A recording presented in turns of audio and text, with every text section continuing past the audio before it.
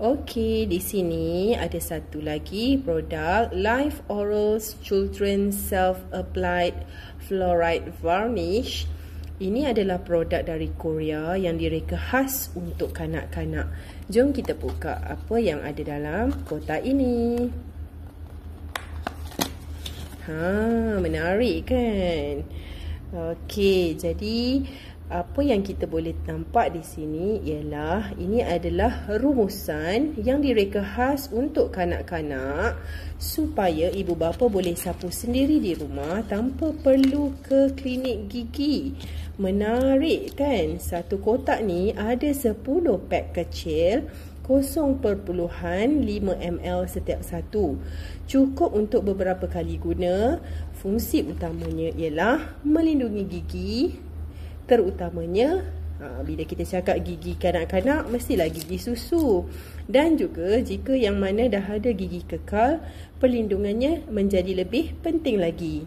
Maka kita jaga awal daripada karies atau gigi berlubang sambil kuatkan enamel.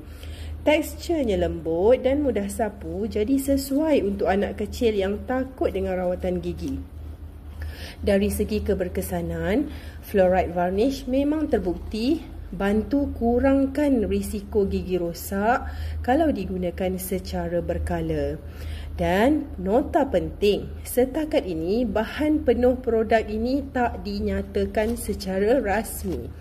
Jadi status halalnya saya tak dapat sahkan. Maka kepada pengguna Muslim disarankan untuk semak label. Rujuk pengedar rasmi masuk dalam web lifeorals.com atau tunggu pengesanan halal sebelum menggunakannya. Dari segi fungsi, produk ni tetap menarik untuk penjagaan gigi kanak-kanak, manakala aspek halal pula kita perlu berikan perhatian sebelum pembelian. Okey, jadi kepada non-Muslim boleh dapatkan sekarang.